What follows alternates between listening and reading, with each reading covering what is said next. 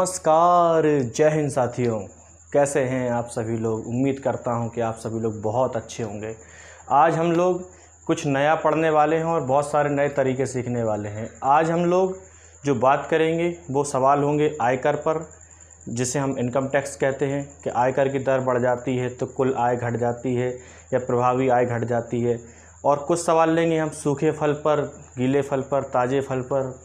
और कुछ सवाल जो लेंगे वो हम लेंगे कि इतना पानी उड़ा दिया जाए, इतना पानी मिला दिया जाए, या दूध मिला दिया जाए, या दूध निकाल लिया जाए तो प्रारंभिक मात्रा, अंतिम मात्रा या कितने लीटर क्या निकाला गया। इस तरीके से कुछ सवाल पूछे जाते हैं। और इन सारे सवालों की जो मैंने आपको 3 सवाल बताए हैं अलग अलग प्रकार के, इन तीनों सवाल का एक ही यूनिक सॉल्यूशन होगा जो मैं आपके सामने बताऊंगा। लेकिन हम सवालों की बिल्कुल बेसिक से शुरुआत करेंगे।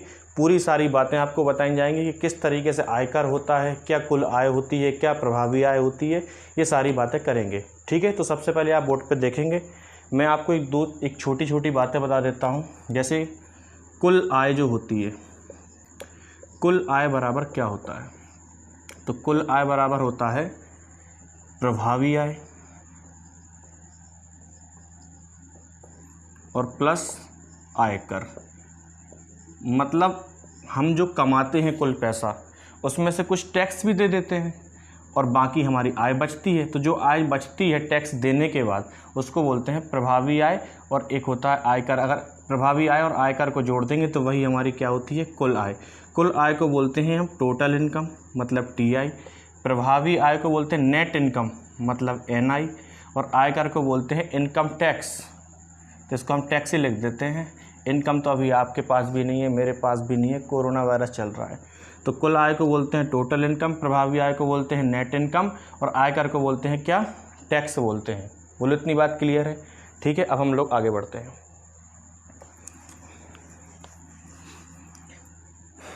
देखिए, आप इस बात को समझिए कि जो मैंने अभी आपको बात बताई है कि कुल आय क्या होती है, तो आप जानते हैं कि कुल आय आपको दिमाग में रखना है। कुल आय बराबर होगा प्रभावी आय प्लस आयकर।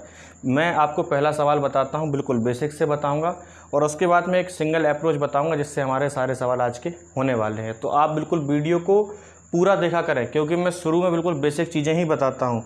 और उसके बाद, क्योंकि मेरा मानना है कि अगर हम जीरो से शुरुआत करेंगे तो ज़्यादा बेहतर कर पाएंगे। जैसे कि पहला सवाल है कि आयकर की दर 19% बढ़ जाती है और वास्तविक आय 1% कम हो जाती है, तो आयकर की दर क्या है।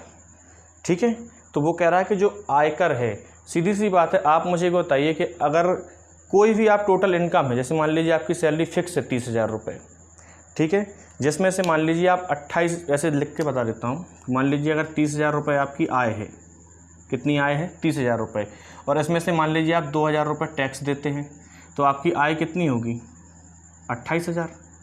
बोलिए, होगी कि नहीं होगी। तो प्रभावी आय तो 28,000 होगी। लेकिन अगर मैं कहूँ कि टैक्स बढ़ गया, टैक्स हो गया 3,000, तो आप बताइए, सैलरी तो आपकी अभी भी 30,000 है, बोलो है कि नहीं है। तो आप बोलोगे कि ये तो 30,000 ही है, टैक्स अगर 3,000 देंगे तो अब आय तो हो जाएगी 27,000। बोलो, होगी कि नहीं होगी। तो आपने ये देखा कि अगर टैक्स बढ़ता है तो प्रभावी आय है वो क्या होती है, घटती है। इतनी बात आपको समझ में आ गई होगी। बाकी क्योंकि कुल आय तो हमारी फिक्स ही होगी। अब सवाल में कह रहा है कि आयकर की जो दर है वो 19% बढ़ जाती है, मतलब जो टैक्स हमको 100% मिलता था वो 19% और बढ़ गया, मतलब हमको टैक्स अब 19% और लगेगा। तो टैक्स का 19%, बिल्कुल बेसिक से बता रहा हूँ, टैक्स का 19%। भाई टैक्स का 19% बढ़ा, इसीलिए वो क्या कह रहा है कि जो वास्तविक आय है वो 1% घट गई है। मतलब टैक्स देने के बाद जो आय हमारे पास बचती थी, अब उसमें 1% की और कमी हो गई है। क्योंकि मैंने अभी आपको बताया है कि जब टैक्स बढ़ता है तो वास्तविक आय जो है वो क्या हो जाती है, घट जाती है, क्योंकि हमारी जो कुल आय है वो क्या है, फिक्स है। तो आप बोलेंगे टैक्स का 19% बराबर किसके होगा, नेट इनकम का 1%, क्योंकि वो कह रहा है ना कि जो वास्तविक आय है उसका 1% घट जाता है। मतलब टैक्स अगर 19% बढ़ेगा तो नेट इनकम क्या होगी, 1% घट जाएगी। तो टैक्स का 19% बराबर नेट इनकम का 1%। तो आप बताइए क्या मतलब होता है, गुणा। तो टैक्स का 19% बराबर नेट इनकम का मतलब गुणा 1%। ठीक है, आप जानते हैं परसेंट से परसेंट कट जाएगा, तो ऊपर तो टैक्स ही बचेगा और नीचे क्या आ जाएगा, नेट इनकम बराबर 1 वहीं रहेगा और ये 19 वहाँ जाएगा तो क्या हो जाएगा भाग में। तो आप बताइए कि अगर एक टैक्स है और नेट इनकम कितनी है 19 है, तो आपसे मैं पूछूं कि जो टैक्स लगता है वो किस पर लगता है, तो आप बोलोगे वो तो टोटल इनकम पे लगता है। भाई ये तो टैक्स है ना, ये क्या है हमारा टैक्स है। तो लेकिन हमारा जो टैक्स लगता है वो किस पे लगता है, टोटल इनकम मतलब कुल आय पर। और कुल आय क्या होती है, तो आप बोलोगे अभी कुल आय मैंने आपको बताया है कि कुल आय होती है प्रभावी आय प्लस आयकर। तो ये तो प्रभावी आय है और ये क्या है, आयकर है। तो कुल आय कितनी होगी, आप बोलोगे कुल आय तो होगी 20, होगी कि नहीं होगी। तो 1 और 19 को जोड़ेंगे तो कुल आय कितनी होगी 20। और हम जानते हैं कुल आय पर ही टैक्स लगता है। टैक्स कितना लग रहा है 1, तो 1/20 और प्रतिशत से गुणा करेंगे तो 100 से गुणा करेंगे और 20 पंचे 100, मतलब आयकर की जो दर थी वो कितने % थी, 5%। मेरे ख्याल से इतनी बात आपको समझ में आ गई होगी। लेकिन इन सब तरीक़ों से हम सवाल नहीं करने वाले हैं। बात क्लियर है।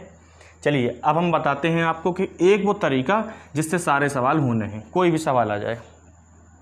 मैं अगर आपसे एक बात कहता हूँ, ए है, ए बराबर x गुणे बाई, बड़े ध्यान से समझिए।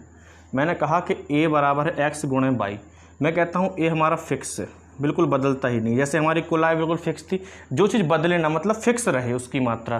तो आपसे अगर मैं पूछूं कि x गुणे बाई, सपोज दैट अगर मैं मानता हूँ कि x का मान y है, x का मान 12 है और y का मान है 10, तो आप बताइए कि टोटल क्या मिलेगा 120। भाई x का मान मैंने 12 माना, y का मान 10, तो टोटल मिलेगा 120। अगर मैं कहता हूँ कि इनकम तो अभी भी 120 है, तो अगर मैं कहता हूँ कि ये अगर मान लो 15 हो जाए, भाई 15 गुणे 8 भी 120 ही होता है। भाई 12 गुणे 10 120, तो 15 गुणे 8 भी 120। तो आप बताइए ये फिक्स तो फिक्स ही रहा। लेकिन आप एक बात मुझे बताएंगे कि ये अगर x 12 से 15 हुआ तो y क्या 10 से 8 नहीं हुआ। मतलब अगर एक चीज़ बढ़ती है तो दूसरी चीज़ क्या हो जाती है, घट जाती है। अगर मान लो ये चीज़ 8 से 10 होती मतलब बढ़ती, तो आप देखो ये 15 से 12 हो जाता कि नहीं हो जाता। अगर मैं कहता हूँ रेशियो की बात करें, अनुपात की बात करें, तो आप बोलोगे कि इसकी अगर हम बात करें तो क्या होगा 3 चौको 12 और 3 पाँचे 15। भाई 3 चौको 12 3 पाँचे 15 और यहाँ पे क्या होगा 2 पंचे 10 और 2 चौके 8। मतलब ये रेशियो अगर जैसे 5 से 4 होगा तो ये वाला रेशियो क्या हो जाएगा 4 से 5, मतलब जस्ट उसका उल्टा हो जाएगा अगर कोई चीज़ फिक्स है तो। बोलो बात क्लियर है। अब आ जाते हैं हम अपने सवाल पे। इतनी बात मेरे ख्याल से आपको समझ में आ गई होगी। तो वही बात यहाँ पे भी कह रहा है कि इनकम टैक्स जो है वो 19% बढ़ रहा है और जो क्या बोलते प्रभावी वास्तविक आय है वो 1% घटती है। तो आप जानते हैं कि रेशियो इसका उल्टा हो जाएगा। अगर ये टैक्स था और ये आय थी, इसका मतलब है कि ये आय हो जाएगी मतलब इनकम, और ये क्या हो जाएगा टैक्स। तो ये इनकम होगी और ये क्या हो जाएगा टैक्स, और दोनों को जोड़ेंगे तो टोटल इनकम कितनी हो जाएगी 20। और आप जानते हैं कि टैक्स पर ही हमारा जो है टैक्स जो हम निकालेंगे वो किस पर लगता है, टोटल इनकम पर। तो टोटल इनकम 20 है और टैक्स कितना है 1, तो 1/20 गुणे 100 बराबर आंसर क्या होगा डायरेक्ट 5%। मेरे ख्याल से आपको ये बात भी समझ में आ गई होगी। एक और क्वेश्चन बिल्कुल ऐसे ही ले लेते हैं ताकि आपको एक और बात ये भी क्लियर हो जाए। बड़े ध्यान से समझते रहिए। जब हम लोग आज मैं कम से कम 6-7 सवाल लूँगा ताकि आपको ये बात बिल्कुल क्लियर हो जाए कि ये सबसे सारी चीज़ें हम कैसे करते हैं। अगला सवाल है, अगर इनकम टैक्स 19% बढ़ जाए और कुल आय 6% घट जाए तो इनकम टैक्स की दर ज्ञात करें। मतलब 19 अगर टैक्स लगता है और 6 आय क्या होती है घट जाती है, तो आप जानते हैं कि ये क्या हो जाएगी आय और ये क्या हो जाएगा टैक्स, क्योंकि इसका जस्ट उल्टा हो जाता है। तो आप जानते हैं कि ये आय हो जाएगी और ये क्या हो जाएगा टैक्स। तो टोटल आय कितनी हो जाएगी 25 हो जाएगी कि नहीं, और टैक्स तो इस पे लगता है। तो 6/25 % के लिए 100, तो 25 चौको 100, 6 चौको 24% आंसर। बोलो बात क्लियर है। अगले सवाल पे आते हैं। एक और सवाल मैंने बहुत अच्छा सवाल लिया है, आपको बता देते हैं। अगला सवाल है, एक व्यक्ति की आय 4800 रुपये बढ़ जाती है और आयकर की जो दर है वो 12 से 10% हो जाती है, लेकिन आयकर पहले के ही बराबर है। मतलब इनकम टैक्स जो है वो बराबर है। इन दोनों परिस्थितियों में 20% आय कर मुक्त है। इस व्यक्ति की वर्तमान आय ज्ञात करो। मतलब टैक्स घटने के बाद हमको आय बतानी है। सीधी सी बात है, जब हमारे टैक्स घटेगा तो जितना हमारे पास पहले पैसा आता था उससे ज़्यादा ही आएगा, क्योंकि अब टैक्स कम लग रहा है। तो इस बात को भी मैं देखो, आप जानते हैं कि ये जो है 12 से कितनी हो गई 10, टैक्स कितना हो गया 12 से 10। तो इसका रेशियो की बात करें तो 2 छंग 12 और 2 पंचे 10, मतलब रेशियो 6 से 5 हुआ। तो आप जानते हैं कि इनकम 5 से 6 हो जाएगी। अभी अभी मैंने सिखाया है कि इनकम कितनी हो जाएगी 5 से 6, तो मतलब इनकम कितनी बढ़ी 1, लेकिन बड़ी कितनी है 1 नहीं 4800 बड़ी है। बोलो बड़ी है कि नहीं बड़ी है। तो हमसे अगर पूछता कि पहले आय क्या थी तो 5 से गुणा करते, क्योंकि 1 का मतलब ये है, लेकिन उसने पूछा वर्तमान में क्या है तो हम गुणा किससे करेंगे 6 से। तो 6 का गुणा करेंगे इसमें तो 0 0 6 8 48, 6 चौको 24 4 28, तो वर्तमान आय क्या होगी 28,800। अब आप सोच रहे होंगे कि मैंने 20% जो इसमें लिखा है, इन दोनों परिस्थितियों में 20% आय जो है वो कर मुक्त है, तो वो कहाँ गया। तो मैं आपको बता दूं कि वो जब आप बेसिक से भी सॉल्व करेंगे तो दोनों तरफ से कट जाएगा। मैं चलो वो भी आपको करके बता देता हूँ ताकि आपको कोई कन्फ्यूजन ना रहे इस सवाल में भी। भाई उसने कहा है कि 20% आय क्या है कर मुक्त है, तो मैंने मान लिया कि टोटल इनकम क्या है टी है, मतलब कुल आय मैंने क्या मान ली टी, इस पर टैक्स लगता है। तो वो कह रहा है 20% पे तो टैक्स लगता ही नहीं है, तो मतलब इसके 80% पे लगेगा। बोलो लगेगा कि नहीं भाई, जब 20% पे नहीं लगता तो 80% पे लगेगा। तो 80% पे पहले कितना लगता है, तो तुम बोलोगे इसका 12% टैक्स लगता है। बोलो लगता है कि नहीं लगता है। और इसके बाद वो कह रहा है कि आय जो है 4800 बढ़ जाती है, इसका मतलब है कि टी प्लस 4800, ठीक है। अभी भी 20% इसमें भी मुक्त है, मतलब 80% लगेगा इस पर भी टैक्स। और अब दर कितनी हो गई है 10%, तो गुणे 10%। आपसे वो कह रहा है कि दोनों स्थितियों में आयकर क्या है बराबर है, तो ये भी इनकम टैक्स है, क्योंकि इसका 80% पे लगना है कितना 12%, और इसका भी 80% पे कितना लगना है 10%, तो ये दोनों भी बराबर कर देंगे। तो का 80% से का 80% कट जाएगा हमारा, कट जाएगा कि नहीं कट जाएगा। बोलो कट जाएगा।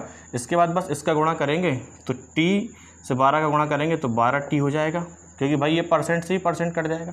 10 का गुणा करेंगे तो क्या हो जाएगा 10T, प्लस 10 का गुणा 4800 से करेंगे तो क्या आएगा 48,000। 10 में से 12 में से 10 जाएगा तो क्या आएगा 2T बराबर 48,000। तो आप जानते हैं टी का मान क्या आएगा 24,000। अब आप सोच रहे होंगे कि टी का मान 24,000 आया, लेकिन हमसे पूछ रहा है वर्तमान आय।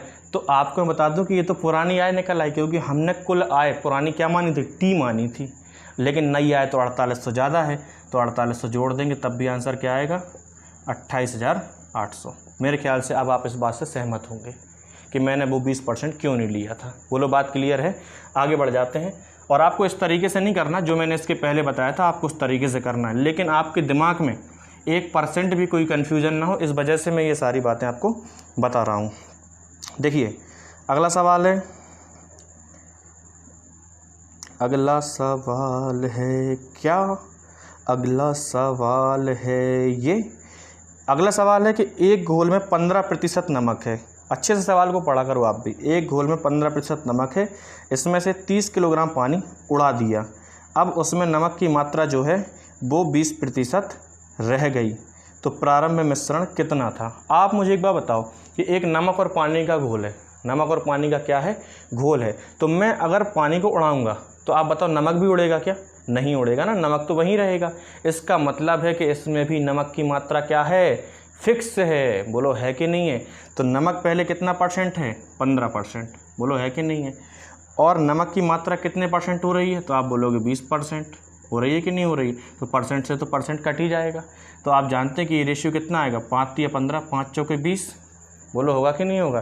तो रेशियो 3 से 4 आया, तो टोटल मात्रा क्या हो जाएगी 4 से 3। भाई मैंने आपको यही तो सिखाया कि जब मात्रा फिक्स रहे तो रेशियो क्या हो जाता है उल्टा हो जाता है। मतलब ये 3 से 4 है तो मात्रा 4 से 3 हो जाएगी। लेकिन वो कह रहा है कि मात्रा 30 किलोग्राम पानी उड़ाया, तो आप बताओ कि पहले मात्रा 4 थी अब 3 है, तो कितना उड़ाया, आप बोलोगे 1, लेकिन उड़ाया कितना है 30। और हमसे पूछ क्या रहा है कि प्रारंभ में कितना मिश्रण था, तो 1 का मतलब 30 है, तो 4 का मतलब क्या होगा 120। बोलो बात क्लियर है। इन सवालों के मैं 5 मेथड भी बता सकता हूँ, लेकिन वो समय ख़राब करना है इसलिए मैं नहीं बता रहा हूँ, क्योंकि ये बहुत अच्छी अप्रोच मैंने अभी ये कह सकते हैं कि सीखी है, या मान लो कैसे भी करके मैंने दिमाग लगाया कि भाई हम जैसे ये कंसेप्ट है, ये कंसेप्ट मैं कई जगह और भी लगा चुका हूँ, लेकिन मैंने फिर सोचा कि ये कंसेप्ट क्या हम यहाँ भी लगा सकते हैं, तो फिर मैंने देखा कि हाँ लगा सकते हैं। 2-3 घंटे बाद जवाब आया कि हाँ आप ये भी कर सकते हैं, एवरीथिंग इज पॉसिबल। एक और सवाल ऐसा ले लेते हैं, इसको मिटा देते हैं, ये बात आपको समझ में आ गई होगी। अगला सवाल है कि दूध तथा पानी के 120 लीटर के मिश्रण में 40% दूध है, तो कितना लीटर दूध मिलाया जाए ताकि दूध 50% हो जाए। तो आप मुझे एक बार बताओ कि दूध 40% है और हम दूध मिला रहे हैं, तो आप बताओ दूध की मात्रा तो बदलेगी ही नहीं बदलेगी, तो फिक्स क्या रहेगा? फिक्स पानी रहेगा। भाई पानी के साथ तो हम कोई छेड़छाड़ नहीं कर रहे हैं, तो हम किसकी मात्रा लेते हैं? जो फिक्स है। तो आप जानते हैं कि 40% दूध है तो 60 क्या हो जाएगा? पानी हो जाएगा। और बाद में क्या कह रहा है? 50% दूध है, इसका मतलब बाद में 50% पानी होगा। भाई पानी लेंगे ना दोनों जगह, तो आप जानते हैं कि रेशियो क्या हो जाएगा? 6 से 5। तो मात्रा कितनी हो जाएगी? 5 से 6। बोलो हो जाएगी कि नहीं हो जाएगी? लेकिन आप जानते हैं कि मात्रा अगर 5 से 6 हुई है तो एक बढ़ाइए कि नहीं? तो शुरू में मात्रा 5 थी, बाद में 6 हो गई, लेकिन शुरू में 5 नहीं है, कितनी है? 120। तो 5 का मतलब 120 है, तो 1 का मतलब क्या होगा? 24। भैया आंसर। बोलो बात समझ में आई? मेरे ख्याल से इतना सफिशिएंट है आपके लिए। इसके आगे बढ़ते हैं। अब कुछ वो सवाल देख लेते हैं, सूखे फल ताजे फल क्या है।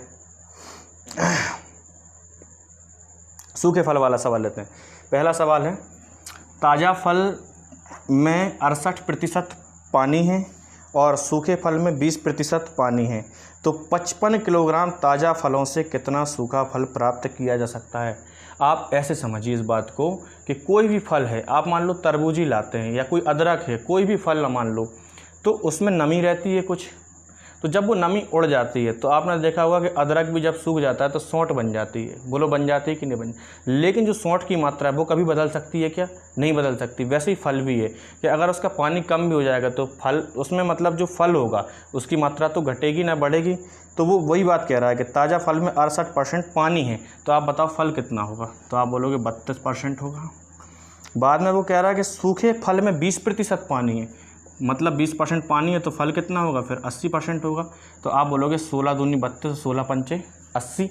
मतलब अगर चीज़ 2 से 5 हो रही है तो आप बोलोगे रेशियो उल्टा हो जाएगा, मतलब 5 अगर कोई चीज़ है तो प्राप्त कितनी होगी? 2।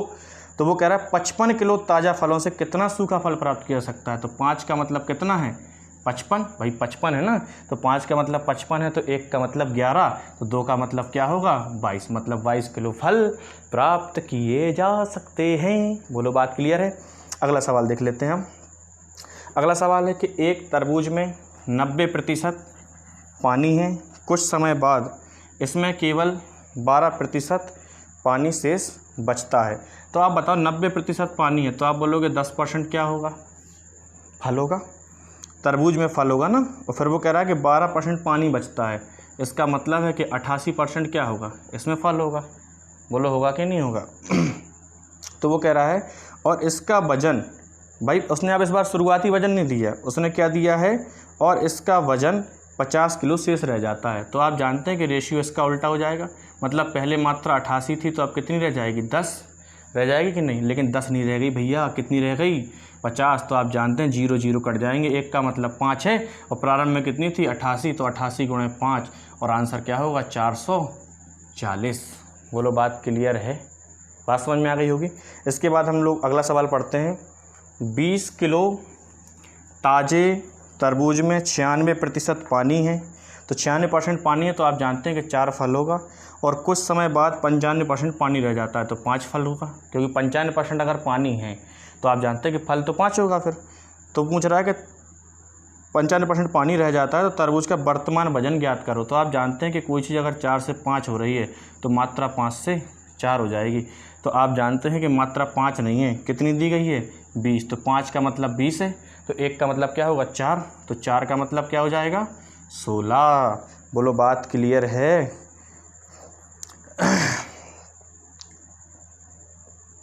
मेरे ख्याल से इतनी बात आपको समझ में आ गई होगी और आज के लिए इतने सवाल काफ़ी हैं।